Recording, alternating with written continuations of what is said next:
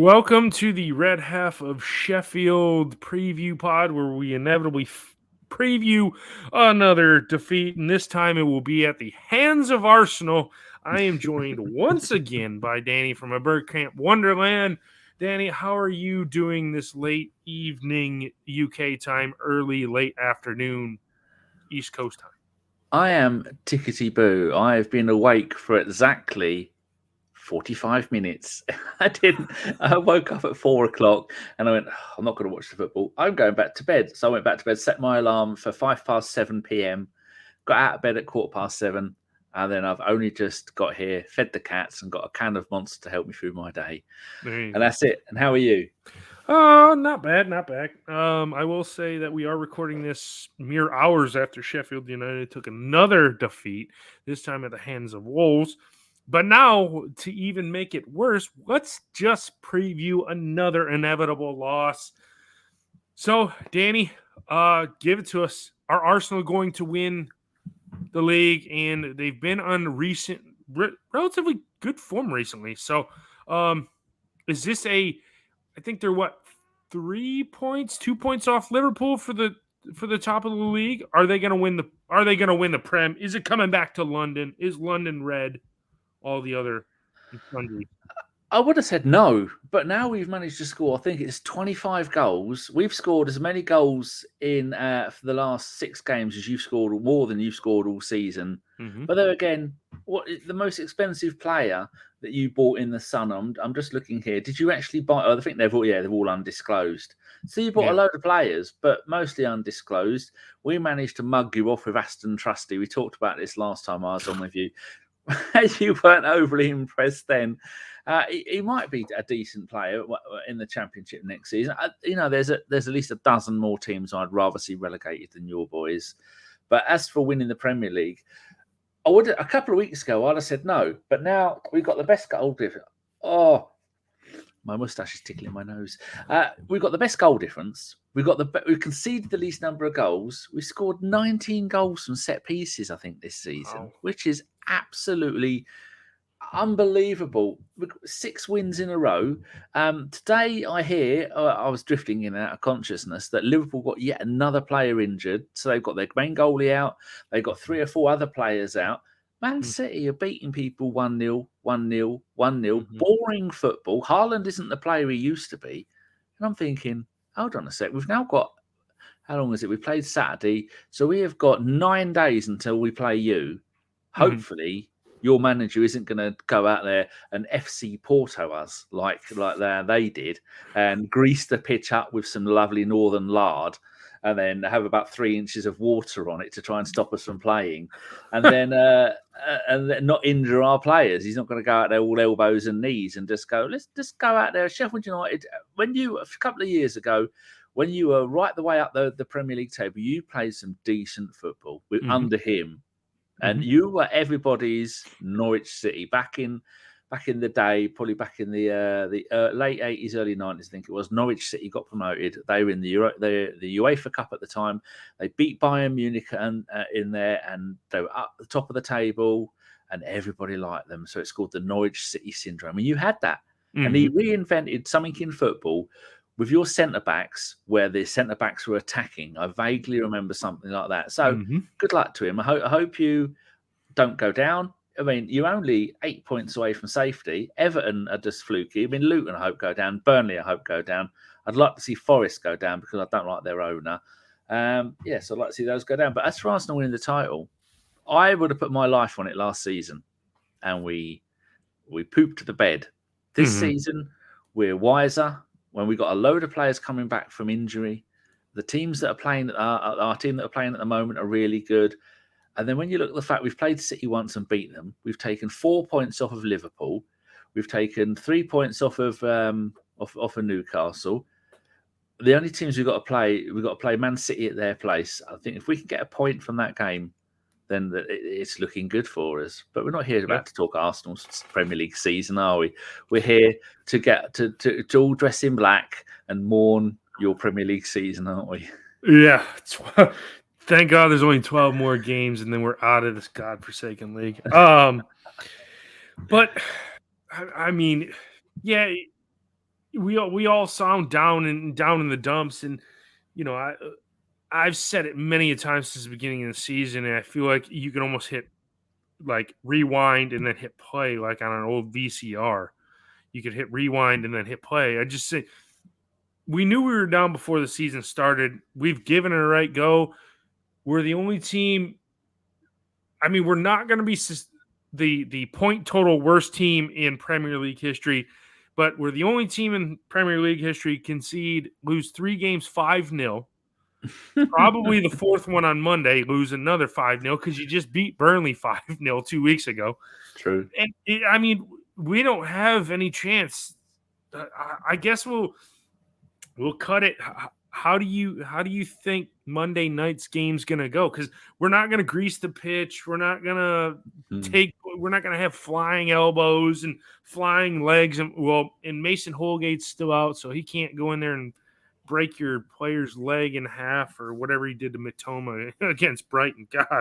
Golly, that was a terrible tackle. But so at least that saves you there. You'll be able to turn Austin Trusty because he played against Wolves. You'll be able to turn him inside out. How do you think Monday night's game goes? It'll be slow at first, which is what Wenger. God, I keep saying that. 20 years, I'm haunted by him. Arteta, he likes to start off slowly and then just see what you're going to do. See if you're going to reveal your hand at first and play like against Newcastle, 82% possession at one point. And if we get a chance to score early, he will do that. But he's quite happy for the first half to leave it 0-0, see what you're going to do.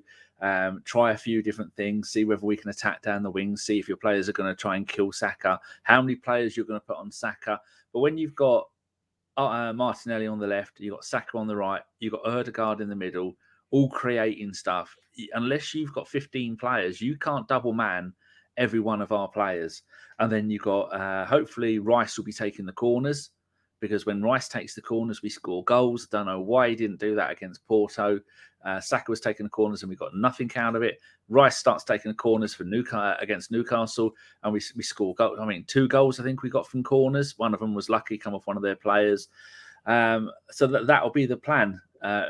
Just wear you out for a while, see what your plan is, break you down with free kicks and corners, and then maybe even get you on the counter-attack, because when you've got players as quick as Saka and Martinelli, you really are going to struggle. But I'll be happy if we... is it at Arsenal or is it at your place? I think it's at Bramall Lane, this one. Because we got turned over 5-0 at the Emirates. Yeah, I'll be happy if we go there and we win 2-0. I don't want to do what Newcastle did and beat you. Was it Newcastle that beat you 8-0? Yeah, I don't want to do any of that. I've got no problem with Sheffield United. I think teams like Sheffield United and Sheffield Wednesday and these teams, huge historical teams, have a place in the Premier League.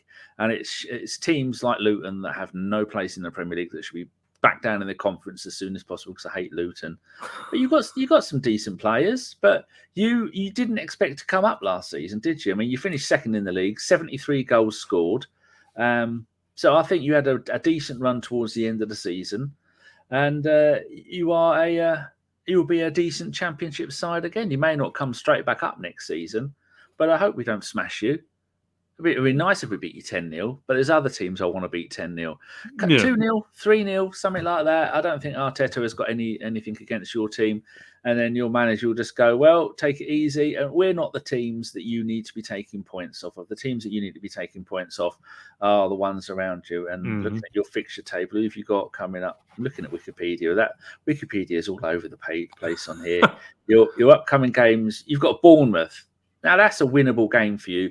Bournemouth are only 14th, and you could win against Bournemouth. Then after that, it's not giving me any fixtures. So I don't know who you got after. I'm going to have to go and look at I know Man United games after that. We should. Well, that's an easy 3 points for you, surely.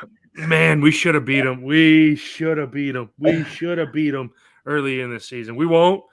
There's points to be picked up, though. I mean, Fulham, they're not great away from home. They're terrible. They've won 1 game away from home all season. You might get a draw against Man United. You might beat Bournemouth. I don't think you're going to beat Liverpool. But there's points to be had. And you look towards the end of the season. Hold on. Why? Again, they're not showing me all the matches. You look down the rest of the games you've got coming up. You've got Chelsea, that's an easy 3 points at Bramall Lane. You've got Brentford, they're not doing too great.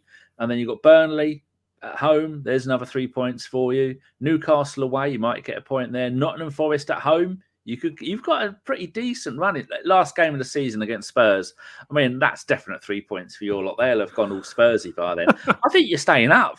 Oh God, I wish it was that easy. Man, you are the first one to come on here and just the we are staying up train is now fully in motion. Do you want to stay up though and have more of this nonsense next season? Because no, I would much rather. I mean, the whole thing that I want us to achieve the rest of the season. I wish we would just be in this to where we could close the gap on the teams in the bottom three.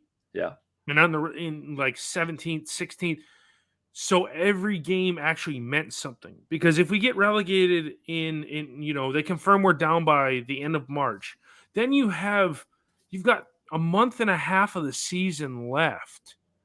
And there's nothing to play for. I would rather go into like 2 or 3 games from the end of the season. Okay, then you confirm we're down, give us a little bit of a relegation fight, but I mean, it all depends. I mean, it sounds like there's a bunch of easy fixtures, or I don't want to say easy, but you can winnable fixtures if you play your best. But the whole thing is, we only seen United at their best 3. What did we won? 3 games this year, so it's not. It's a mountain we can't climb right now.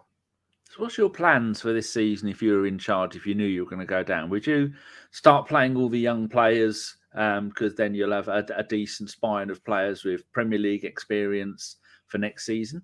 And would you keep Breton Diaz as well? I think he's done pretty well for you, 2 in 5. Yeah, he's 2 in 3 in the Premier League. He's not a bad player. He's injured now, of course. But I think he'll feature against you guys. I think he's cleared. He doesn't have any more injury. The Wilder said post-match that he'll probably be in the side against Arsenal. But what I would do is, we've got about of everybody that played and everybody on the bench, we have probably 17 or 18 players out of contract. Figure out who those players are going to be next year that you're going to extend the deals to. They're going to sign, whether it be a 1 year, a 2 year, maybe 3, 4 year, whoever you're going to lock down. Figure out that side and then just stick them in to get cohesion, get gelling. Because the biggest problem with this team is it's so chop and change every week. The team has no cohesiveness. They can't gel. So that's why you're looking at, players passing 5 yards, can't even complete a 5-yard pass because they're not on the same page as all the other players that play every week. So I would like to see something where, there's going to be a little bit of a youth movement and there's going to be a little bit of turnover in the summer. If we can just figure out the players that we're going to try and build this team around, let them go on and let them, be in charge. Yeah. If we get battered, we get battered. It is what it is. What? You're not going to be confirmed down the middle of April as opposed to the end of March. What is it? 2-3 weeks? Just build the team for the future. That's the biggest thing, is when we sold our best 2 players, Sanderberg and Iliman and Dye, before the season, we didn't fill that void. And so that's when you're left, when the season starts, you're like, oh shit, we're going to get killed every game. So, and then you just do. I remember reading an article about Leicester City. They let end of contract or released 15 first-team players at the end of last season. Mm-hmm. And now look at them. Until they lost to Leeds the other day. They are running away with that division, and they're doing it. I think there's only a handful of players they kept with Premier League experience. Jamie Vardy, I think he's just said, "Well, you've made my career for you. I'm going to stay with you, get you back up, and then maybe leave at the end of next season, at the end of this season." But yeah, do what you did there. Just get all these young players in and say, "Look, you're hungry for it. We're going to let you play next season. You get us promoted in the Championship, and you'll play in the Premier League in 12 months' time again." It's doable. It is. It's very doable. In like, if you take the 3 teams that got promoted this past season, We did nothing. Burnley threw money at players that had no experience higher than, the championship. And Luton kept their core intact and added a few players here and there and here and there. And that's why they're doing the best out of the three of us. Now, if we go down and recycle our players and, get younger and get players that want to go for this, yes, we could do easily what a Leicester's going to do. But you got to think, too, Burnley's going to do the same thing. And their manager, I don't know how they've kept Vincent Kompany in charge. Obviously, they're gonna take him back down in the championship, and they'll probably run the division again. But I mean, there's no telling that if we are able to turn the squad over and make it better, we can build this team into something that comes right back up. I think it all depends on who goes down. If a team like Nottingham Forest go down, they're going to shed all of their players. Everton, they'll shed all of their players. I mean, Everton do deserve to be relegated because of all their financial shenanigans that they did when they went, oh, we know we're breaking the FFP. Doesn't matter, though. We'll just try and fiddle the books. I just really hope that Luton and Burnley go down. But they're going to I like the fact that Vincent Kompany is trying to play decent football at Burnley. The Burnley of the days of I can't remember the bloke who was the manager of it. That was Stoke, Tony Pulis. Anyway, whether Burnley. So I mean, I wouldn't mind if you and Burnley stay up. I'd love to. Luton have to go down because I hate them. But it'd be nice if Everton and Forest went down. But if Everton and Forest go down, the number of players they're going to have to release that they've paid good money for that aren't going to play in the Championship. It's it was the Everton manager who was manager of Burnley, wasn't Sean it? Dyche. Sean Dyche. That's probably why I don't want Everton to go down, but they deserve to. But either way, I think you're going to be in for an exciting season next season. You're either going to be one of the top contenders for the Championship, or you're going to have another season of experience of getting hammered every week in the Premier League. But then that all depends on who comes up from the Championship, because if you can get points off them. It's fun. It's better than being a mid-table. Look at the likes of Crystal Palace. Every season, mid-table, no promotion, no relegation. Everything's the same. Oh, we'll have a new manager for 6 months. Get rid of him. And Fulham, another one, mid-table. There's no fun in finishing mid-table. The fun is where you are, getting relegated and then being champions, and then relegated and then coming second, up and down like that. It is. I would like a little sustainability in this league. A couple of minutes. If we were to somehow pull the Great Escape off and survive, I would take maybe 2 years of finishing 15th and then getting relegated. One, because you get to build a little bit of a base in this league. And then, when you inevitably get relegated, then it makes it a little bit easier. But look at Norwich, look at Watford, those teams that were going up and down, up and down, up and down, up and down. Now they're middle of the road championship sides. I mean, but we're getting to an era where the gap between the championship and the Prem is so big, and it's only getting bigger, that it's just an unfair advantage for the teams that are in the championship to come up. Like Leicester next year will probably stay up, and somebody that is somebody that's in this league, probably if a Forest doesn't go down this year, Forest will probably go down next year. But everybody's, they're lapping it up with Leicester and Leeds and Southampton. Leicester might be the only one of those teams that stay up next year. Leeds will go back down, and Southampton will go back down. Yeah, they're killing it in the championship this year, but they're not building enough in their side to stay up next season. I mean, although I'm an Arsenal fan, I live halfway between Cambridge and Peterborough, and I follow my local team, Peterborough United, who are a perennial top of the League One team, and then fade away, and then occasionally get promoted, and then get relegated again. And also Barnet. I've got my small London team, which is Barnet, and they are currently second in the conference after years of finishing middle around the conference. So I do understand what it's like, and I do know that the disparity between the big clubs and the financial payments and all the money and football so uneven. But then again, look what Luton did. Luton have gone from the conference to the Premier League, and look what Brighton have done from the fourth tier to the first tier. Mhm. So when I would normally complain that it's unfair, you're never going to do anything. Well, if you've got the right people and you're clever about it, It's I mean, true. look at Brighton. They've sold, what, £300 million worth of players. Yeah. And then they're still a very decent team at home. From our podcast, Josh, he lives in Brighton, so he's a Brighton season ticket holder. And he says Brighton are amazing at home and terrible away. A little bit like Fulham are. Although the closest teams where I was born, Premier League teams, Fulham, because I was born in Putney in London. But it's I do see that it's so hard nowadays. But one day, like I always tell people, you had the NASL in America. And that was everybody came to that, had more money and more TV and famous people. And then one day the bubble burst and then nobody went. And one day that's going to happen to the Premier League. And then Premier League teams will be begging for fans to come. And they won't be the players won't be earning £350,000 a week.